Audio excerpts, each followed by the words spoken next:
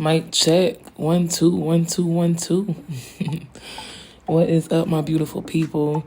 It's your girl Rosabelle, and welcome. For those of you who are new here, hit that subscribe button, the follow, the like, the share, wherever you see this, wherever you're listening to this.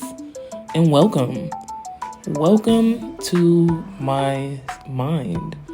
Welcome to my feelings. Welcome to my space. I'm in my element.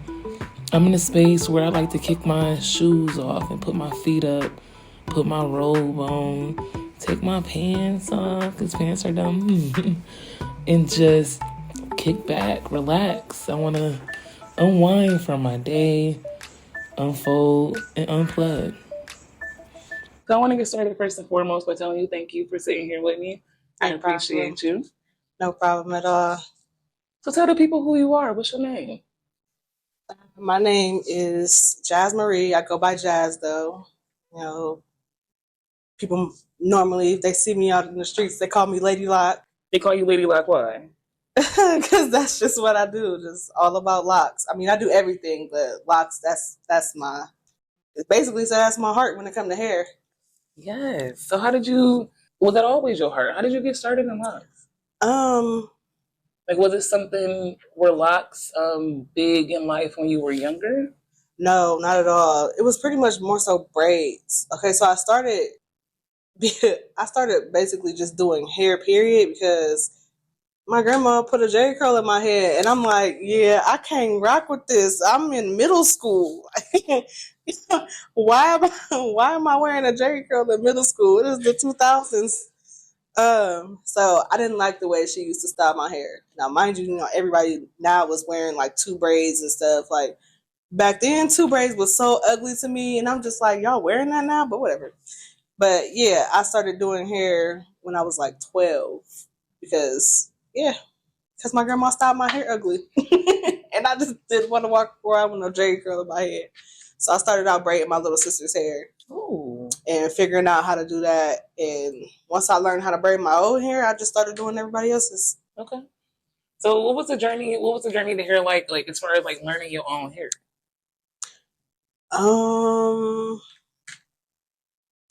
Pretty much was the same with everything. It was really trial and error. It was hard because watching like videos and stuff of other people doing it, I learned backwards. So how everybody else is, I'm right-handed, but I do everything with my left hand because I learned from videos and learned from like when I first learned how to braid, I did it underhand.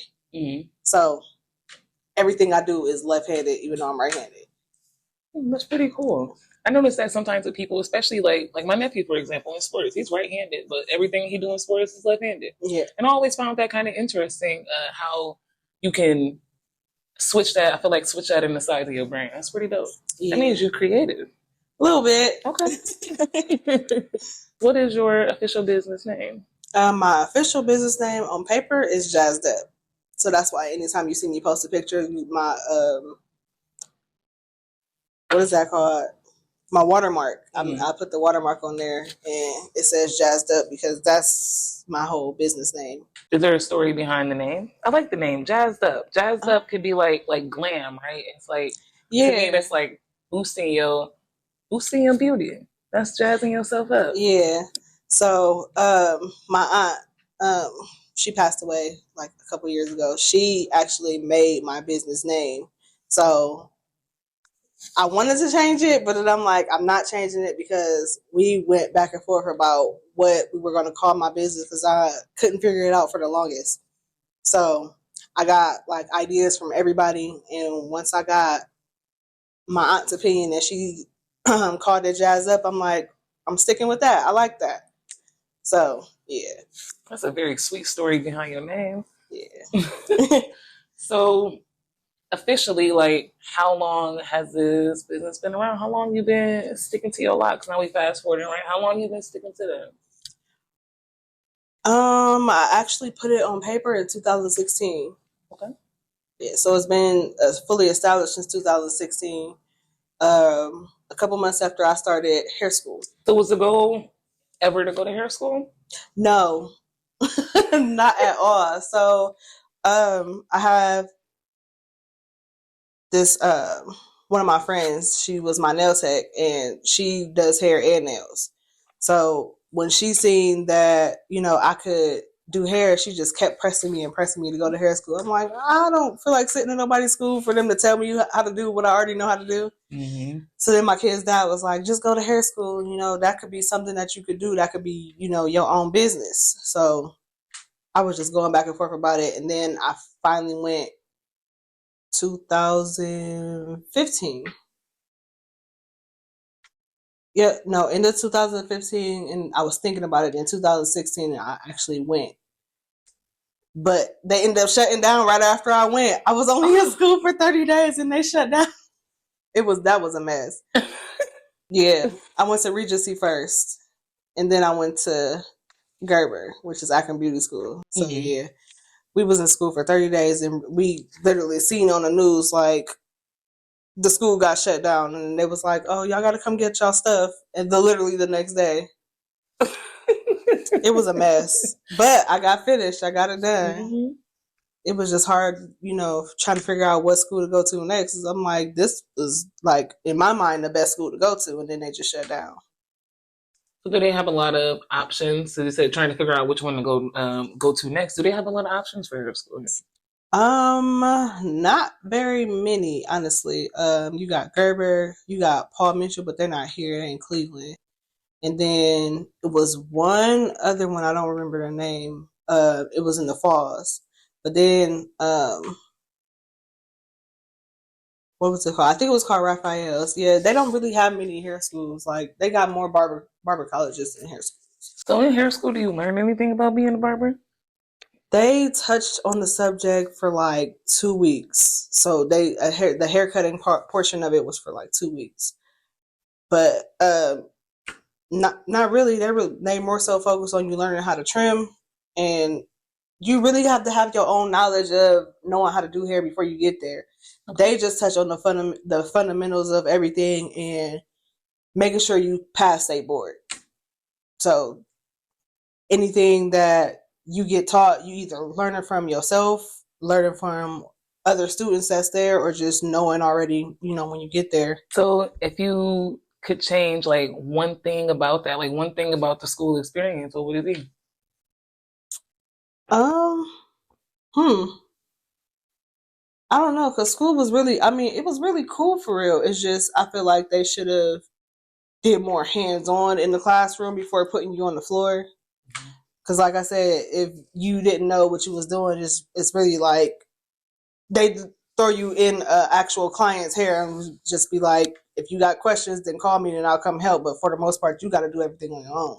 Okay. So I guess just more so hands-on of teaching certain stuff, and that's pretty much it. I mean, me personally, like hair school was easy for me. So as far as somebody else that just wants to learn and doesn't know, then they really do need to do more hands-on stuff. Okay, that's some good advice too. For the people that's trying to get started just because they want to learn more about hair, it's some pretty good advice. So what is one of the most challenging things with running your business?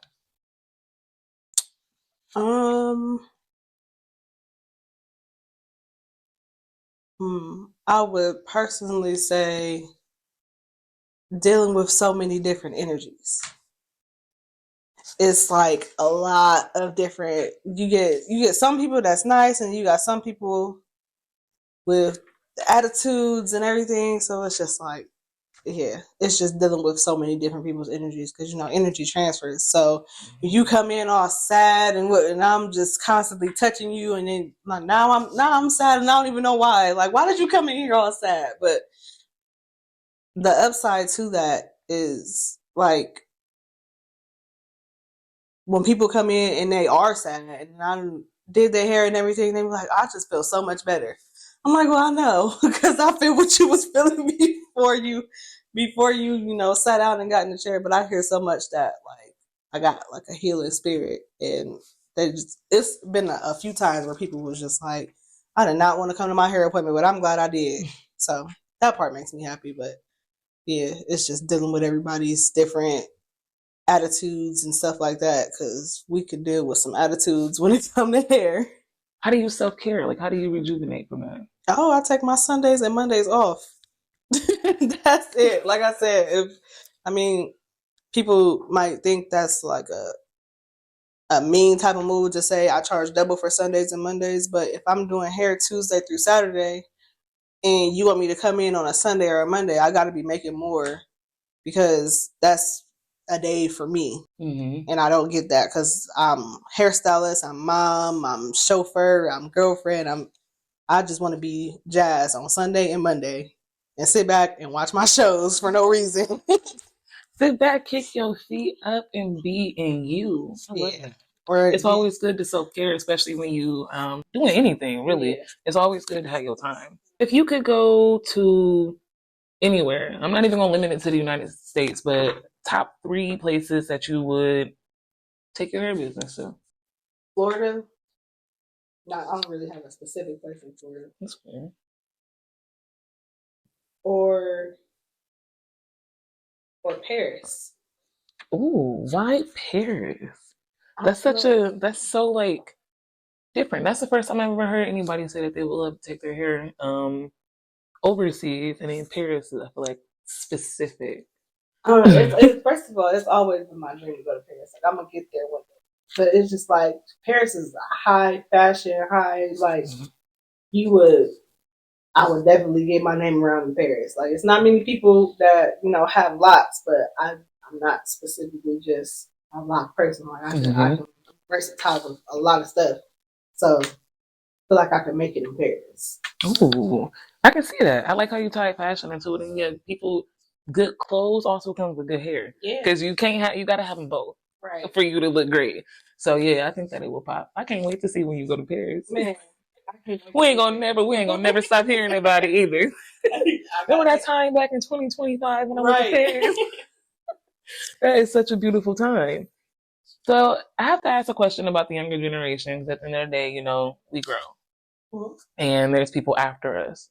So what 3 values do you think that the younger generation should have? I would say first of all morals. Morals went out the window. I don't know when, but the morals are gone. I would say respect. Because a lot of that's just not there anymore. I mean, those 2 are pretty big in themselves. It's so high on the charts with just those 2 because kids don't really have morals or respect anymore for themselves or other people. So I wish it was back. We can bring it back. We can bring it back. It still take a village, regardless of how people feel. It still take a village, and we gonna bring it back. Just as well as I would check my own kids, I would expect somebody I know, if you see my kid going wrong, that hey, you're not supposed to be doing that or something, and then tell me about it after, because I'm gonna be mad if you seen them doing something and then you didn't do nothing about it. That's the way we shape and grow. Right. So I got one last question for you. How can you be found? Where can you be found? Currently, well, first of all, my social media is Lady Loc, Jazz Taylor Locksmith. Normally, if you just type in Lady Loc, I'm the first person to pop up. Instagram is JasMarie_3, and then I'm big on like TikTok. I love making like TikTok videos. There's so much fun over there. Yes, and like they love me over there. My TikTok is Loc Beauty. Mm-hmm. So I'm pretty much most of my hair content is on TikTok. So well, I wanted to personally thank you for coming on to this show. For everybody that's tuning in, I appreciate you tuning in. Don't ever forget that you are worthy and you can do anything that you put your mind to because you are worth it.